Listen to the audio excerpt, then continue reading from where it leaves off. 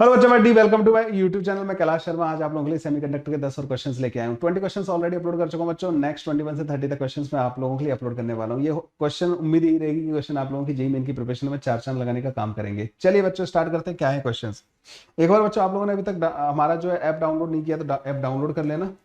ये सारे के सारे जो वीडियोज हैं बच्चों, इनके जो सिस्टमेटिक पीडीएफ है वो जल्दी ही हमारे क्रैश कोर्स के अंदर फ्री ऑफ कॉस्ट आप लोगों को अवेलेबल होंगे।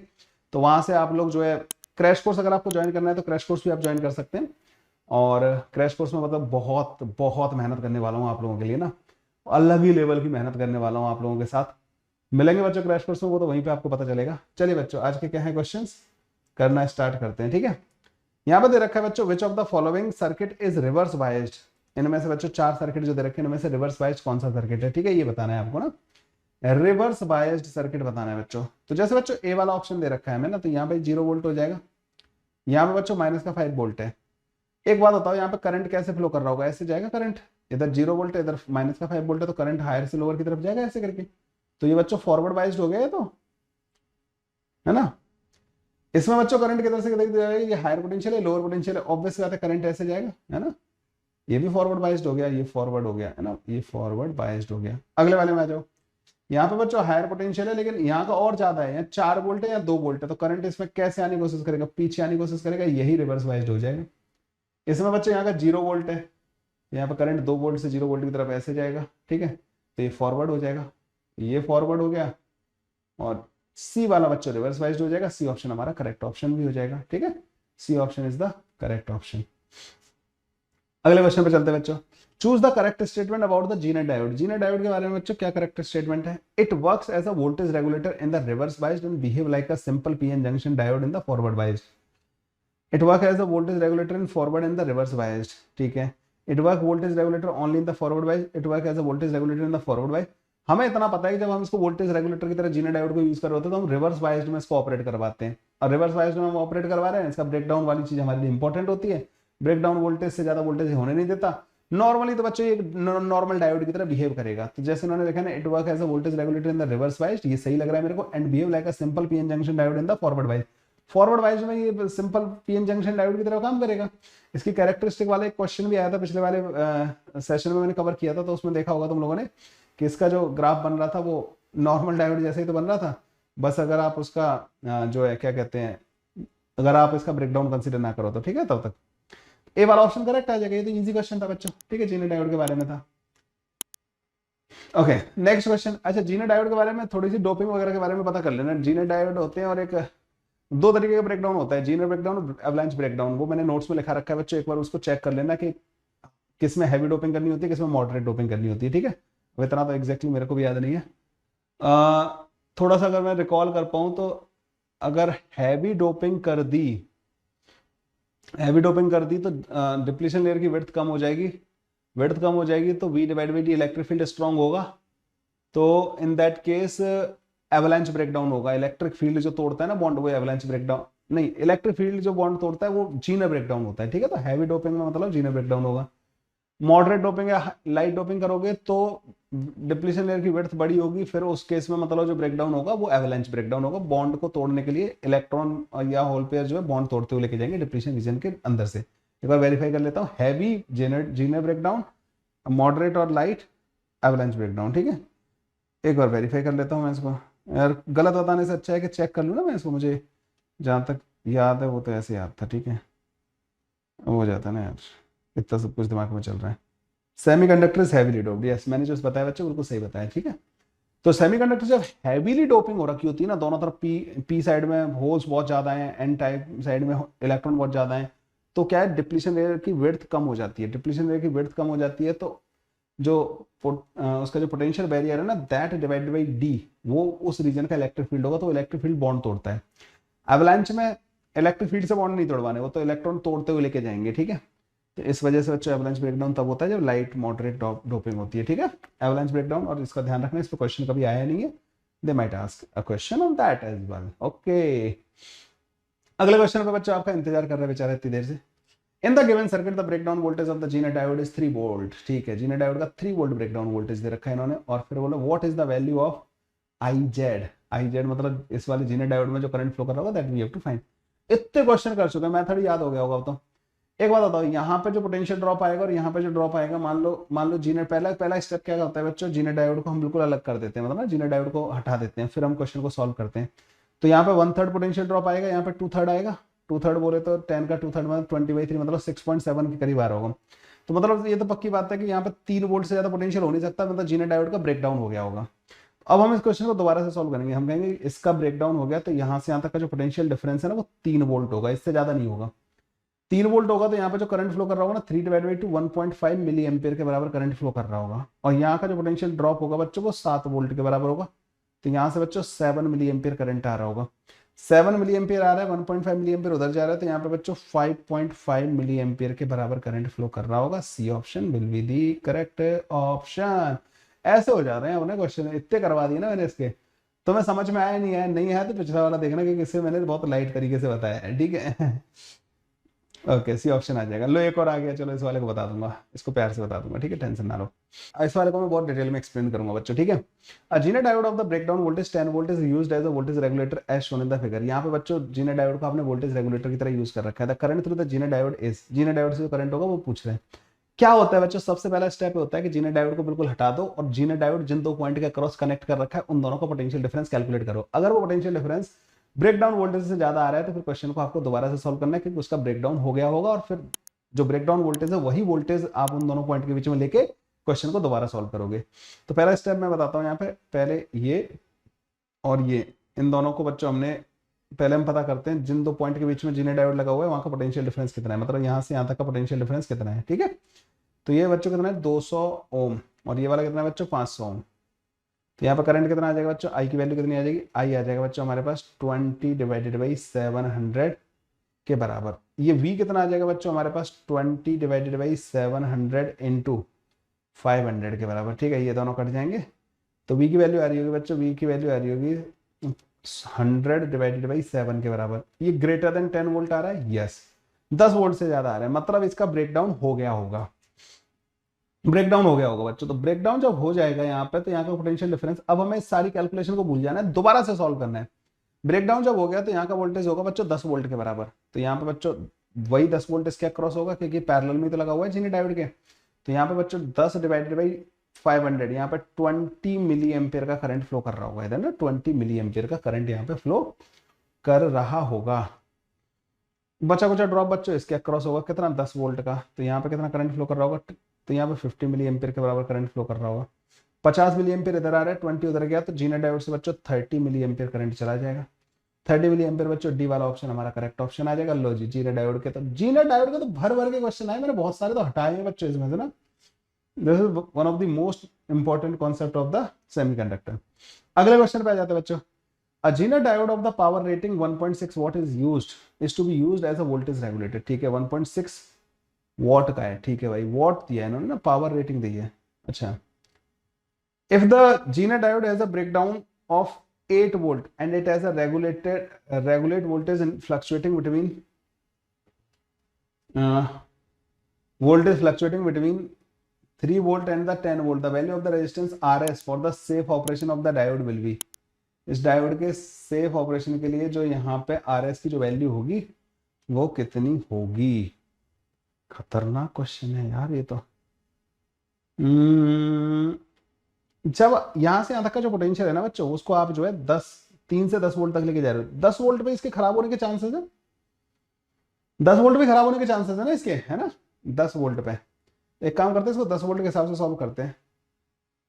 देखो इसमें जो करंट फ्लो कर रहा होगा ना, आई मैक्सिमम करंट जब आएगा वो 10 वोल्ट पे ही आएगा। आई मैक्स जो होगा वो बेसिकली, अब मैं कह रहा हूं जस्ट ये मान लो सेफ हो रहा है, तो तुम्हें मैंने बताया है, इन्होंने बोला है कि इसका जो ब्रेकडाउन वोल्टेज है ना वो 8 वोल्ट है, ब्रेकडाउन नहीं होने देना, मतलब यहाँ का पोटेंशियल उस टाइम पे 8 वोल्ट के बराबर होना चाहिए। तो बच्चा कुछ पोटेंशियल ड्रॉप बच्चों यहाँ पे आ रहा होगा 2 वोल्ट का। आई मैक्स जो आएगा वो 2/RS के बराबर आ जाएगा। आप बोलोगे बिल्कुल सही है सर, 2/RS के बराबर आ जाएगा हमारे पास आई मैक्स जो है। वही करंट बच्चों इधर की तरफ जा रहा होगा, ठीक है, वो ये इधर जा रहा होगा। तो आई मैक्स इंटू 8 वोल्ट, ये बच्चों इसकी मैक्सिमम पावर के बराबर होना चाहिए 1.6 के बराबर। आप कहोगे सही है सर, तो 2/RS और इंटू 8 इज इक्वल टू 0.2 आ जाएगा। आर एस की वैल्यू बच्चों 10 ओम के बराबर आ जाएगी, 10 ओम होना चाहिए बच्चों। तो मैक्सिमम वाले के करस्पॉन्डिंग कैलकुलेट करके देख लिया बच्चों मैंने तो इसको, है ना। मैक्सिमम जब वोल्टेज लगाओगे तभी इसके खराब होने के चांसेस हैं, उसकी पावर उस टाइम पे मैक्सिमम होनी चाहिए, उस टाइम पे वोल्टेज भी 8 वोल्ट होना चाहिए, उसके हिसाब से मैंने क्वेश्चन सॉल्व कर लिया। क्लियर बच्चों, सिंपल सी बात है, क्योंकि 3 से 10 तक जा रहे तो खराब होने के चांस तो ज्यादा वोल्टेज पे आएंगे ना। ठीक है, मैंने ज्यादा वाला लेके बस उसकी लिमिटिंग कंडीशन से पता कर लिया कि आर एस की वैल्यू क्या हो सकती है। Clear clear clear clear clear clear clear clear okay. The value of the resistance R S for the safe operation, इससे छोटी के लिए चलेगा क्या ये वैल्यू? अगर आर एस की वैल्यू छोटी कर दी जाए तो करंट ज्यादा हो जाएगा, मतलब दिस इज द आंसर। ठीक है ओके, अगले वाले में आ जाओ। If each diode has a forward biased resistance of 25 ohm in the following circuit which of the following options is correct. यहाँ पे बच्चों एक इधर एरो गलत बना रखा है, 5 वोल्ट की बैटरी लगी रखी है बच्चों यहाँ पे, और I1 I2 I3 I4 current दे रखे हैं। इसमें तो कोई करंट फ्लो ही नहीं करेगा, I3 वाला तो जीरो हो जाएगा, क्योंकि करंट ऐसे जाना है, इसमें फ्लो करेगा इसमें फ्लो करेगा। इसका रेजिस्टेंस कितना है बच्चों? फिर देखो इस बीच वाले को तो उड़ा ही दो पूरा ना, सर्किट को उड़ा दो। ये 25 और 125 150 हो जाएगा, 25 और 125 150 हो जाएगा, 150 और 150 दोनों पैरेलल में बच्चों, तो इनका 75 आ जाएगा। 75 और 25 इक्विवेलेंट रेजिस्टेंस होगा ना पूरे सर्किट का, वो 100 ओम के बराबर होगा। I1 की वैल्यू बच्चों 5/100 के बराबर आ जाएगी, पहले तो ये समझ लो। तो I1 बच्चों हमारे पास 1/20 एम्पियर के बराबर आ रहा होगा, 1/20 एम्पियर के बराबर हमारे पास I1 आ जाएगा। ठीक है, I1 आ गया। I1 बच्चों फिर दोनों दोनों सर्किट आइडेंटिकल, उनमें आधा आधा बढ़ जाएगा, तो I4 और I2 जो है ना बराबर होंगे, और ये 1/40 के बराबर होंगे। ठीक है, तो I3 वाला तो जीरो है, तो I3 वाला तो कोई भी ऑप्शन सही नहीं आएगा। तो I1 upon I2, I1 upon I2, I2 आधा होगा बच्चों, I1 डबल होगा, यस डी ऑप्शन करेक्ट आ जाएगा। I1 अपॉन I2 नहीं, I2 और I4 का रेशियो 1 के बराबर आ रहा होगा, I1 और I2 का नहीं आएगा। I1 तो ये वाला है ना जो यहां से आ रहा है, इधर से जो करंट आ रहा है ना, ये वाला यही तो दोनों में बट रहा है, इधर और इधर दोनों में बराबर बराबर बट जा रहा है। तो I2 और I4 जो होंगे ना वो I1 के आधे होंगे, I1 जो है I2 और I4 का डबल होगा। ठीक है, तो हमारे पास डी ऑप्शन बच्चों करेक्ट ऑप्शन आ जाएगा। इजी क्वेश्चन है, डिफिकल्ट तो नहीं लगा मेरे को ये वाला। ठीक है, अगला वाला, conductivity of a photodiode starts changing only if the wavelength of the incident light is less than 660 nanometre. तो इससे छोटी वेवलेंथ के लिए मतलब इसको चेंज करना है। The band gap of the diode is found to be this electron volt. अच्छा, फोटो डायोड में होता क्या है बच्चों? ये होता है कंडक्शन बैंड, ठीक है, नहीं सॉरी बैलेंस बैंड, ठीक है, और यहाँ पे होता है बच्चों कंडक्शन बैंड। तो ये एनर्जी गैप होता है ना बच्चों, डेल्टा ईजी जिसको बोलते हैं हम ना, फॉरवर्डन गैप भी बोलते हैं। ठीक है, अगर आने वाला फोटोन उसकी एनर्जी इस गैप से ज्यादा है तो यहां से इलेक्ट्रॉन को भेज पाएगा वो कंडक्शन बैंड में। ठीक है, तो SC डिवाइडेड बाई लैम्डा जो है बड़ा या बराबर होना चाहिए डेल्टा ईजी के। ठीक है, फॉरवर्डन गैप से बड़ा या बराबर होना चाहिए। तो लैम्डा बच्चों छोटा या बराबर होना चाहिए, इसलिए इन्होंने बोला है कि wavelength of the light is less than 660 nanometre. Lambda छोटा या बराबर होना चाहिए SC divided by delta E g से, समझ गए? तो ये लैम्डा की जो मैक्सिमम वैल्यू है ना वो 660 नैनोमीटर दे रखी है। तो अब इसको ले आओ, तो डेल्टा ईजी जो आ जाएगा ना वो SC डिवाइडेड बाई लैम्डा की मिनिमम वैल्यू, सॉरी लैम्डा की मैक्सिमम वैल्यू यहाँ पे, क्योंकि ये लैम्डा की मैक्सिमम वैल्यू होगी ना इससे छोटा है बराबर, तो एक तरीके से लैम्डा मैक्स जो हो गया ना यहाँ पे, जिसके लिए यहाँ पे ये इंटेंसिटी चेंज होना चालू होगी, मतलब करंट चेंज होना चालू होगा, कंडक्टिविटी चेंज होना जो चालू होगी, वो लैम्डा की मैक्सिमम वैल्यू हमारे पास SC divided by delta easy type से आ गई। अरे जैसे थ्रेशोल्ड फ्रीक्वेंसी, थ्रेशोल्ड वेवलेंथ पता करते हैं, उसी तरीके का रिलेशन बन गया ना यहाँ पे हमारे पास। SC की वैल्यू होती है बच्चों, इन्होंने दिया 6.6 इंटू 10 टू पावर माइनस का 34 into 3 into 10 to power 8 divided by lambda कितना दिया बच्चों? 660 नैनोमीटर 10 टू माइनस का 9।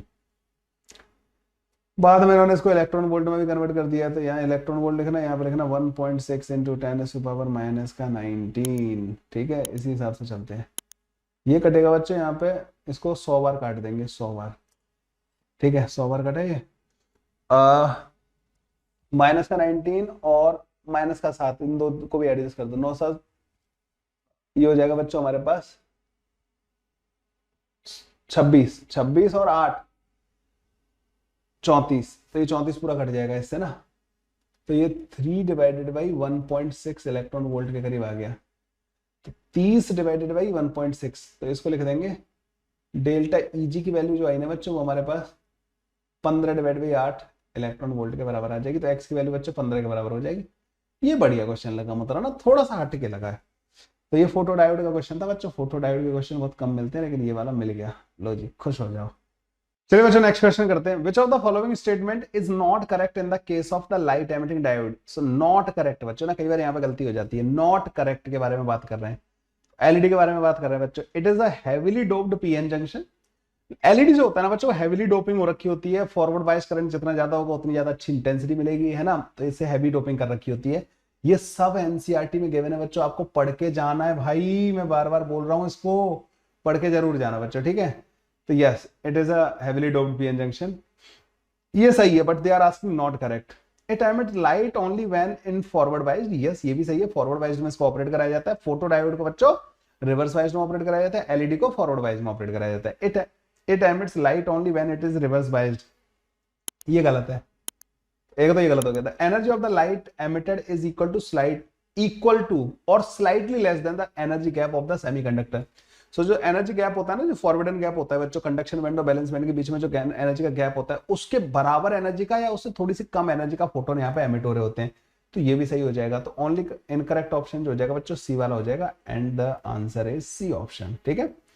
तो एलईडी वाला पार्ट, सोलर सेल वाला पार्ट बच्चों, फोटो डायोड वाला पार्ट, इन तीनों को करके जाइएगा जरूर। चलिए बच्चों इस वाले क्वेश्चन को करते हैं। Given below are the two statement, one is labelled as the assertion A and the other is labelled as the reason R. Assertion A दे रखा है इन्होंने, photo diodes are preferably operated in the reverse bias condition for the light intensity measurement. Photo diodes को बच्चों हम लोग किस में ऑपरेट कराते हैं? रिवर्स बायस में ऑपरेट कराते हैं, ठीक है, for the light intensity measurement, ठीक है। रिवर्स बायस में ऑपरेट कराने के पीछे रीजन क्या होता है बच्चों, मैं बता देना चाहता हूँ। रिवर्स बायस में जो करंट होता है ना, वो माइक्रो एम्पियर के ऑर्डर के होते हैं, बहुत छोटे करंट होते हैं, बहुत स्मॉल करंट होते हैं। तो उसमें जो छोटा सा माइक्रो एम्पियर के ऑर्डर का जो चेंज आएगा ना, वो अच्छा खासा कंसिडरेबल चेंज कंसिडर किया जाएगा। फॉरवर्ड बायस में जो करंट होते हैं वो मिली एम्पियर के ऑर्डर के होते हैं बच्चों, ठीक है। मिली एम्पियर के ऑर्डर के करंट होते हैं। उनमें अगर आप 10-20 माइक्रो एम्पियर का करंट में चेंज करोगे ना बच्चों, तो वो करंट का चेंज बिल्कुल नेग्लिजिबल होगा, है ना। इसलिए फोटो डायोड्स को, अच्छा मैं एक एग्जांपल देता हूं। मान लो एक फोटो डायोड में आपने रिवर्स बायस में कनेक्ट कराया और उसमें करंट 100 माइक्रो एम्पियर के बराबर फ्लो कर रहा था, रिवर्स बायस करंट। आपने लाइट डाली, लाइट डालने से नए इलेक्ट्रॉन होल पेयर जनरेट हुए। डिप्लीशन रीजन में उन्होंने करंट को चेंज कर दिया, मान लो 10 माइक्रो एम्पियर से चेंज कर दिया। वो छोटा ही चेंज होता है, ठीक है। 10 माइक्रो एम्पियर से जो चेंज आया वो 100 माइक्रो एम्पियर में जो ऑलरेडी करंट फ्लो कर रहा था उसका करीब करीब 10% चेंज हो गया। 10% चेंज तो अच्छा खासा चेंज हो गया है ना। अब यहीं पे कंसीडर करो कि अगर आप इसको फॉरवर्ड बायस में ऑपरेट करा रहे हो तो यहाँ पे 10 मिली एम्पियर का करंट फ्लो कर रहा होता है। 10 मिली एम्पियर मतलब 10,000 माइक्रो एम्पियर हो गया एक तरीके से ना। उसमें 10 माइक्रो एम्पियर का चेंज पता भी नहीं चलेगा। 10,000 माइक्रो एम्पियर के सामने 10 माइक्रो एम्पियर ऑलमोस्ट नेग्लिजिबल हो जाएगा। इसलिए इनको रिवर्स बायस्ड में ऑपरेट कराया जाता है, जिससे कि चेंज अच्छा खासा डिटेक्ट हो सके कि करंट में चेंज हो रहा है, ठीक है। पहला वाला स्टेटमेंट तो बिल्कुल सही है बच्चों ना। दूसरा कह रहे थे current in the forward biased is more than the current in the reverse biased for a PN junction. कह रहे हैं फॉरवर्ड बायस्ड का करंट जो है ज्यादा होता है। देखो ये बिल्कुल सही स्टेटमेंट है, कोई बड़ी बात नहीं है। फॉरवर्ड बायस का करंट जो ज्यादा होता है, लेकिन इन्होंने वो चीज नहीं बोली कि वो बहुत ही छोटा होता है करंट ना, मतलब। और करंट में जो चेंज आएगा वो कंपेरेबली अच्छा खासा चेंज मिलेगा हमें रिवर्स बायस्ड में। ये कह रहे हैं कि फॉरवर्ड बायस का करंट कम होता है रिवर्स बायस से, ये एक स्टेटमेंट दे दिया। मतलब देखो इस वाले में थोड़ा कंफ्यूजन हो सकता है, मतलब ना अगर आप इसको बोलो कि करंट छोटा है इसलिए हम उसको यूज कर रहे हैं, तो एक बार को करेक्ट एक्सप्लेनेशन भी लग रहा है, ठीक है। लेकिन बच्चों ये इस स्टेटमेंट ने वो चीज नहीं कही कि मतलब बहुत ही छोटा करंट होता है रिवर्स बायस्ड में, और उसमें जो चेंज आता है वो कंपेरेबल टू करंट होता है, इसलिए हम उसको डिटेक्ट करना इजी होता है। मतलब ना कुछ इस तरीके से थोड़ी और इंफॉर्मेशन दी होती ना, तो हम इसको ज्यादा अच्छे से मतलब करेक्ट एक्सप्लेनेशन बोल पाते हैं, ठीक है। तो इन्होंने एनटी वालों ने इसका आंसर जो है बी ऑप्शन दिया बच्चों, लेकिन काफी कंफ्यूजिंग है, मतलब ना आई विल से कि this is confusing one, okay.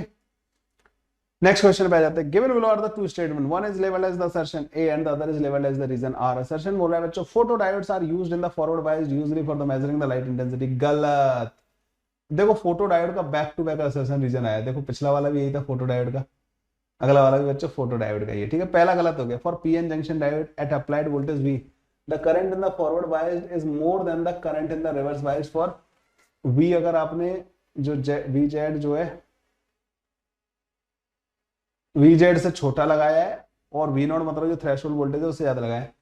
Forward bias में जो करंट होता है वो माइक्रो मिली एम्पियर के ऑर्डर के होते हैं, और रिवर्स बायस में अगर ब्रेकडाउन नहीं हुआ है तो बच्चों जो करंट होते हैं वो माइक्रो एम्पियर के ऑर्डर के होते हैं। और इन्होंने ब्रेकडाउन की कंडीशन अवॉइड की है कि जो ब्रेकडाउन वोल्टेज है उससे छोटा वोल्टेज लगा रहे हो आप ना।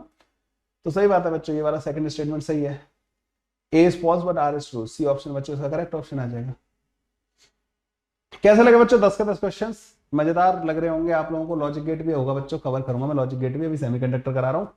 स्टार्टिंग में मैंने सेमीकंडक्टर रखे, बाद में बच्चों लॉजिक गेट के भी क्वेश्चन आएंगे। सेशन पसंद आ रहा है तो बच्चों लाइक करते जाइए, शेयर करते जाइए, सब्सक्राइब करते जाइए। चलिए बच्चों मिलते हैं नेक्स्ट वीडियो में, तब तक के लिए bye bye, take care, thank you.